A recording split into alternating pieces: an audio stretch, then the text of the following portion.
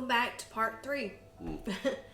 I honestly thought we would stop at, I don't know, I didn't realize there would be a part 3. I didn't realize that people would want to hear more, because it's not as horrific as part 1 and 2, thank goodness. Yeah. But there is some pertinent stuff in there. But I have to ask you something. How does it feel to have such a Flea Bullock fan club on YouTube? I don't understand it. It makes no sense. You keep saying that, but I don't understand. I think you gotta talk louder. I just don't see where people really care that much about listening to me. They just want to know your story. Yeah, but no, I'm glad that people are seeing the things in you that I see. I think that's really special. And before we continue with part 3, I have to say that, whoa, we did not expect this to be doing as well as it is. I really just started this to kind of document, like, just something to do in the day. I needed a hobby. I needed to feel productive, and now it feels like other people going through similar things. Yes, and now it feels like there's this YouTube community around us. With the 4 or 5 comments you've had from people saying that it does help them, and what would Christy do, I find that cool. Like I said, this was not something I was interested in doing, but if it has that effect like you first set out to do, then I'm all for it. On our last video, we got cut off when we were talking about my shunt. But so one of the biggest questions that I've seen since that video, people want to know what happened to that trauma doc. There's nothing to happen to her. But to answer that question, we don't know if anything happened behind the scenes, but we never saw her again. We definitely weren't looking to stir up any trouble, but no, luckily I did not see her again. We're not looking for any litigation or... I don't even want an apology. I mean, everything's fine. It worked out, so we just want to let it be a lesson learned and move on. So after that happened, that's when my mental downward spiral started, correct? Mm-hmm. I guess not being able to communicate and you're back on the ventilator again, and that's when pneumonia got really, really bad, which is what, in the whole scenario, the pneumonia is what almost killed you. Yeah. I was even told to brace a couple of different times because of it. That sucked. But you pulled it out, even with your COVID lungs. Yeah. In 2020, in October 2020, I got COVID from a patient at work and was in the hospital for 2 weeks after that, and already had lung issues from COVID. And then when I had my accident and my lungs were bruised and I was on the ventilator for so long, I ended up getting ventilator pneumonia on top of everything else, and apparently also almost died from pneumonia. And I can remember, which I did have anxiety after what happened in the OR. I had severe anxiety, understandable, but I also what am I trying to say? You also ended up with atelectasis above the nipple line. I mean, you were just about lost all lung function. Yeah. It was bad. Yeah. Oh, and one thing that he and I have talked about, I can remember not being able to breathe and panicking because I couldn't breathe. But he kept, what I remember is that he kept telling me that it's anxiety. It's your anxiety. And I didn't know that I had pneumonia that was that severe. So I just thought I was crazy. And I wish in hindsight maybe they had been more honest with me about how bad the pneumonia was, because I didn't like feeling crazy. I thought that I couldn't breathe because... Well, the reason we chose to tell you that is if it's anxiety, you're smart enough to know that's something I can talk myself through.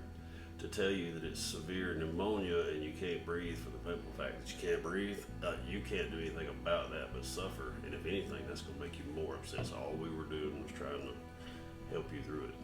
Granted, yes, we lied to you, but I just not remember entirely. We did not entirely lie to you. You were having anxiety. Hell, you might can't breathe, you got anxiety, but at least it was something that you could fight. Whereas telling you it's pneumonia, there's nothing we can do about it, then that's a hopeless feeling and situation.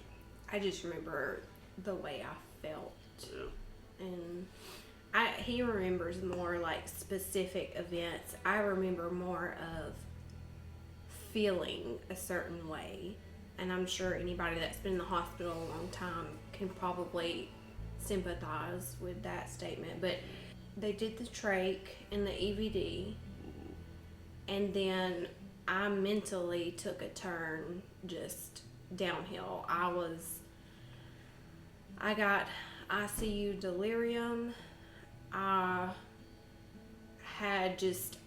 was inconsolable. I was crying constantly. I was upset. I couldn't communicate. I had a physical ache because I missed my kids. I needed to see my kids, and it was like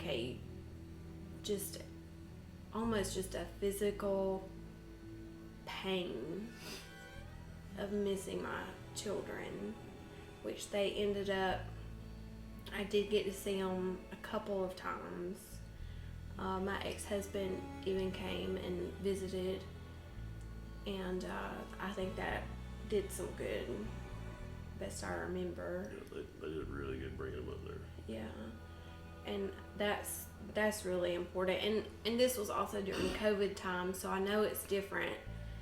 But to be in the hospital long term, separated from your children, is torture. And luckily, like Stacy and my other nurses recognized that, that not only were they having to take care of me physically, but they've got to somehow try to help you mentally as well, and they did, which we're going to talk about in another video, because what they did for me is so special and so definitely above and beyond that it's its own video, and we're going to get people that were there involved. We've already spoken to them. So yeah, I cannot wait to tell the world what they did. And I've been pretty good about not letting negative comments bother me, and I have gotten some pretty harsh comments on social media since we started doing this, which I expected. I've been called fat, ugly, a fake, a liar, a scammer. Yes. And then, but the comment I think that has bothered me the most, and I had to block this person from my YouTube channel, was a comment that said, I sound so unappreciative of the people that worked so hard to save my life. And that made my blood boil. And right here, I'm inserting pictures of things I have made for my nurses. Okay? I crocheted these things for them to show my appreciation. Not only that, but I adamantly, relentlessly thanked them in person. I have been back in person to hug their necks. I speak to them on social media. And the story that we want to tell about them is something that has to be, what's the word? It has to be, I've been waiting for the right time to just come home and type a flippant Facebook post. They need a video all their own. Yes, it's so special that it deserves, it deserves its own video, and now is the time. And so I can't wait to put that out. I hope that will squash any, doubts about my affection for the people that took care of me. They are heroes. They are everything to me. They are everything to Lee. Yeah. I mean, they actually took as good or better care of me than they did you. Yeah. I mean, they made all this bearable. Yeah. So Never once were any of the nurses or staff of any kind rude to me. They always wanted, what do you need? I said, I need you to take care of her. But they always wanted to know. But that's the separate video that's upcoming. I can't wait to do it. We're gonna get these other people together for the first time involved to tell their side of the story, and I cannot wait to show the world at this point, because it is around the world. I'm sure the hospital would not allow it, but I wish you could do that interview with them where they took you. That would be great. That would really, really be great, especially that time of day. But yeah, I can't wait to show people just how amazing they were. Anyways, so that is upcoming. Back to the story. So after the hydrocephalus and waking up in the OR, mental spiral, ICU delirium, I had a liver infection where I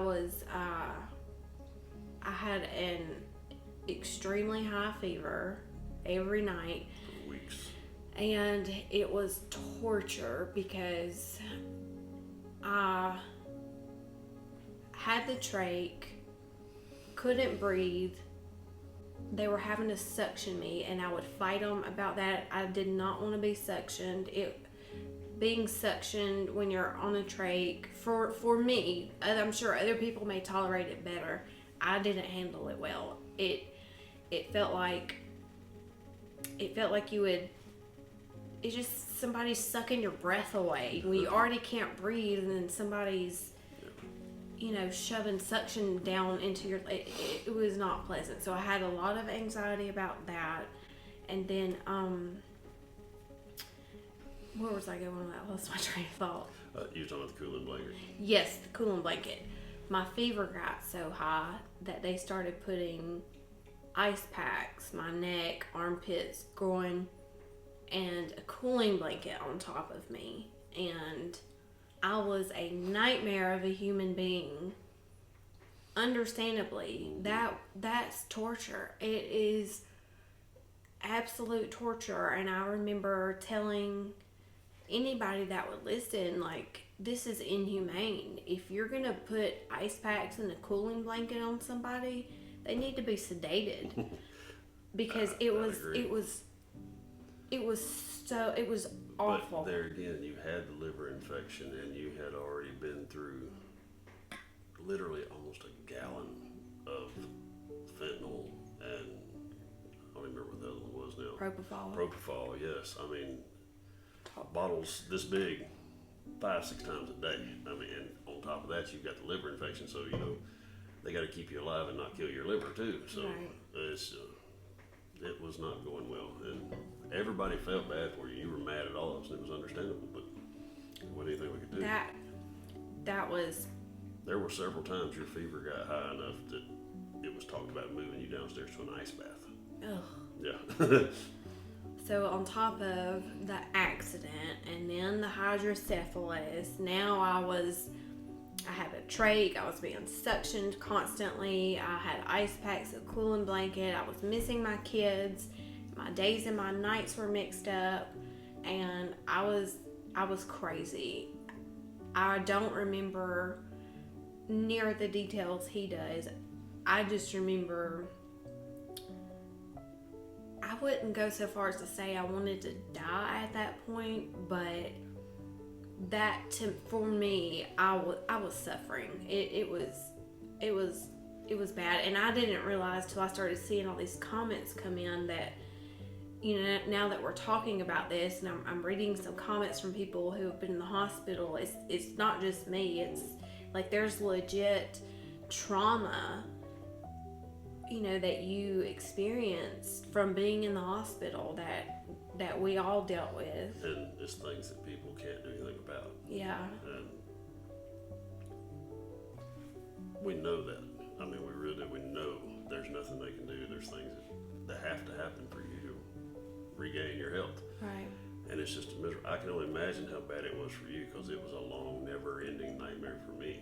And I wasn't having to endure it. I just had to watch it.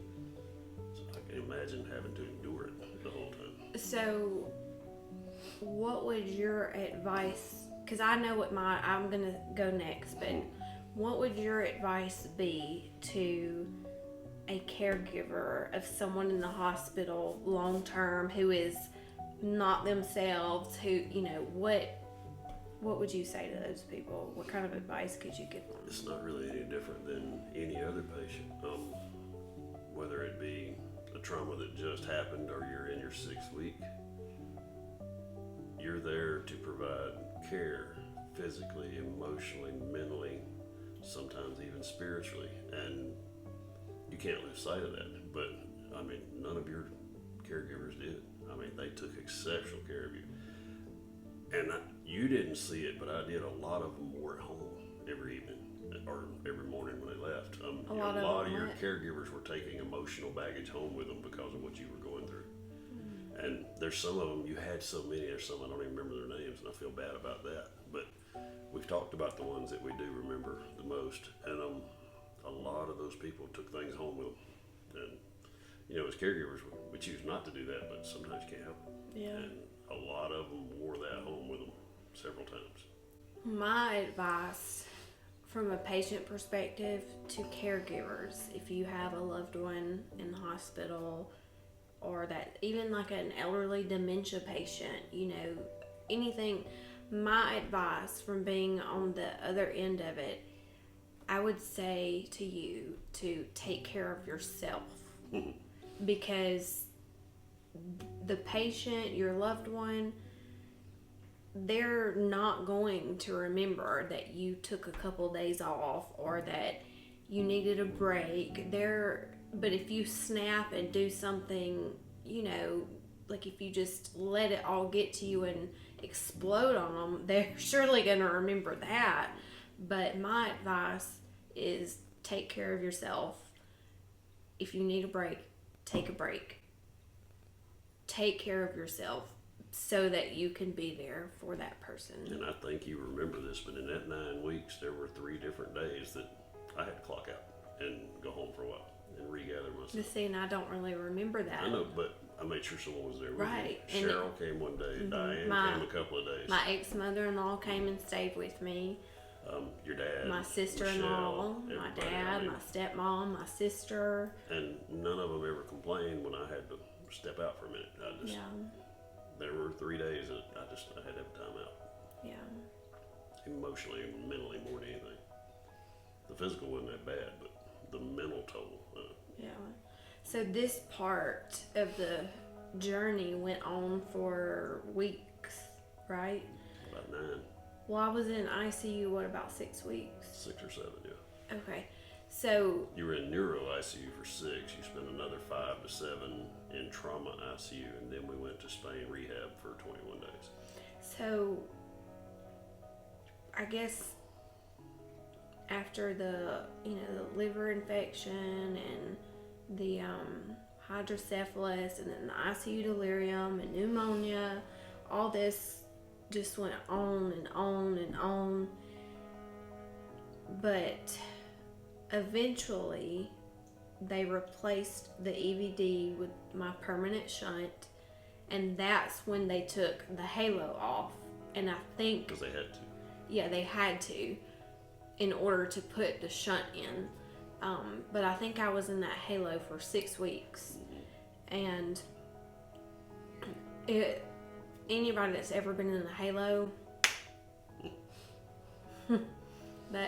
I don't know how much that thing weighed, but I remember the way I would feel when Chris and Tim, I think were their names, the physical therapy would come in and just try to set me up. And I'm going to put a picture right here because my face says it all. It was horrible. I felt like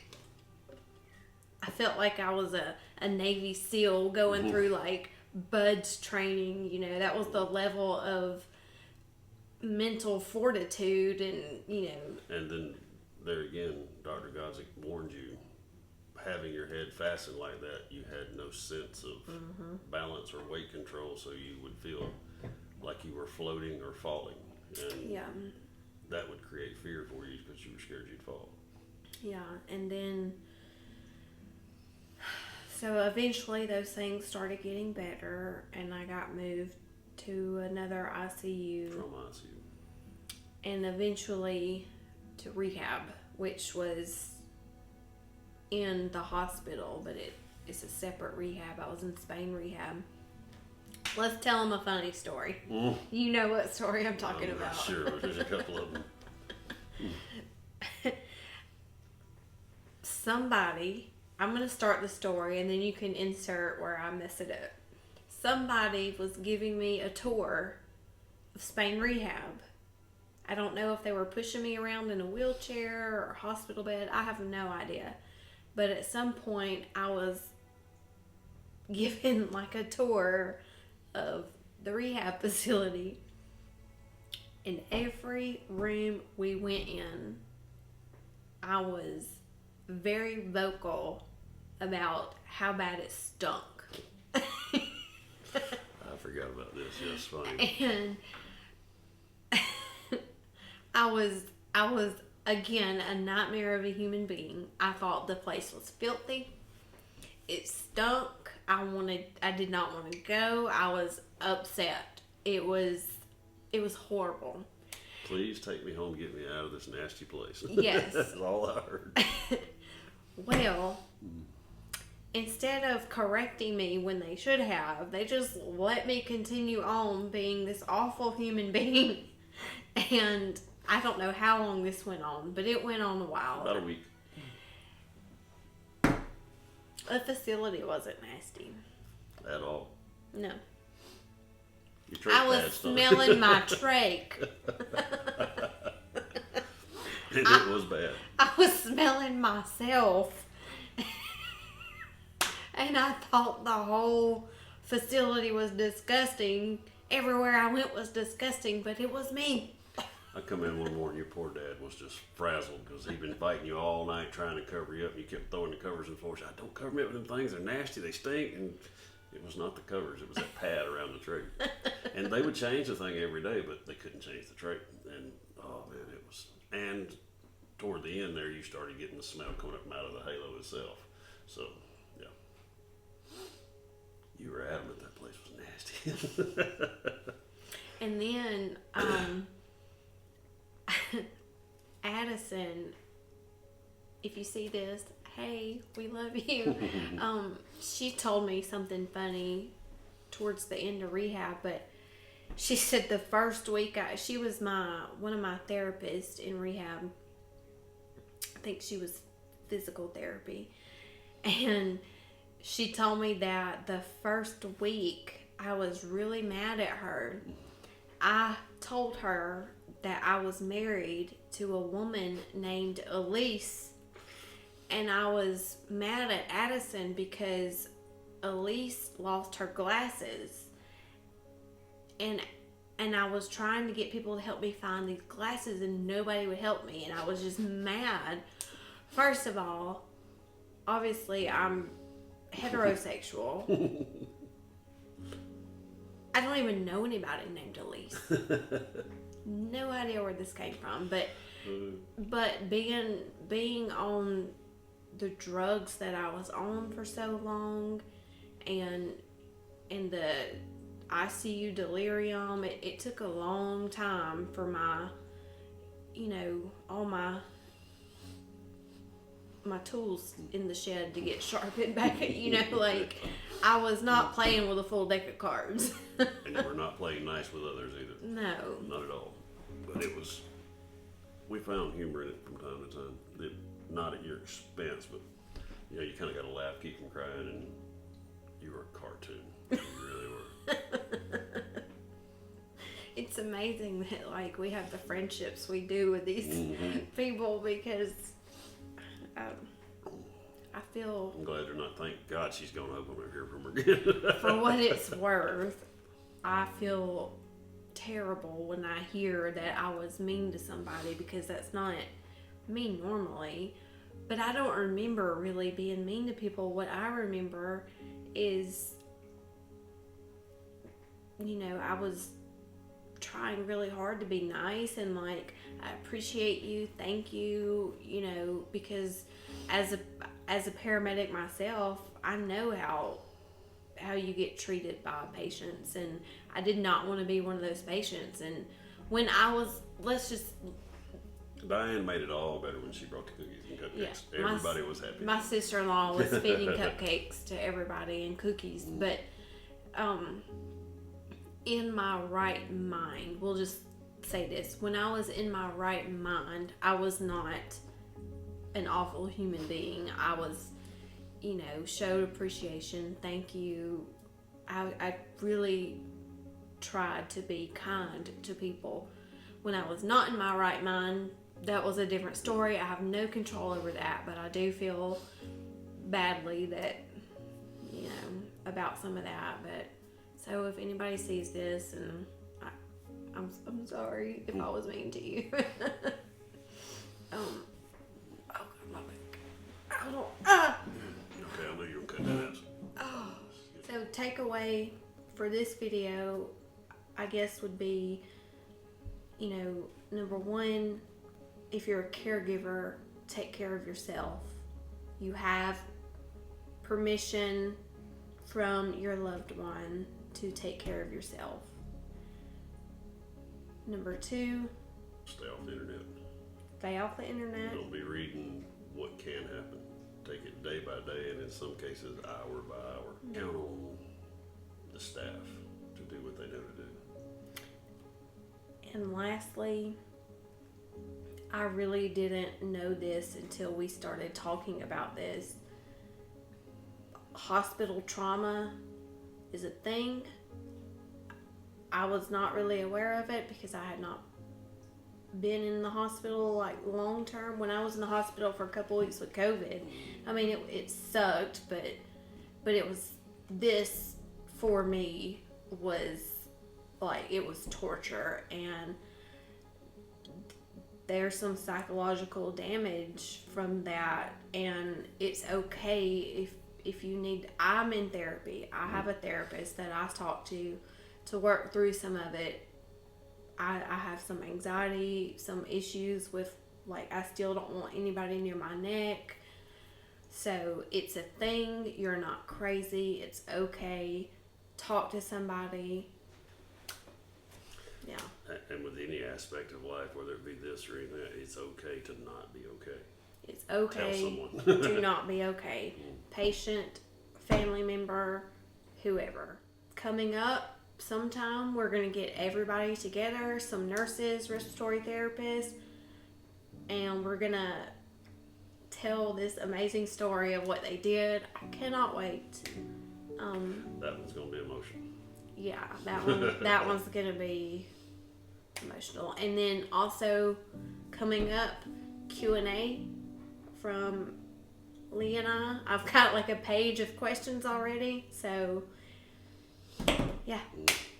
And lastly, thank you for watching our videos. Yes. Thank you for helping in with this. The comments and the just support. I feel like we're wrapped up in a YouTube hug.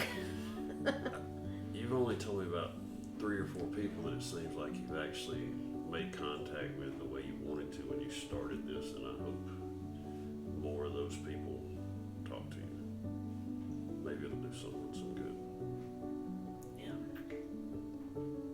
Bye.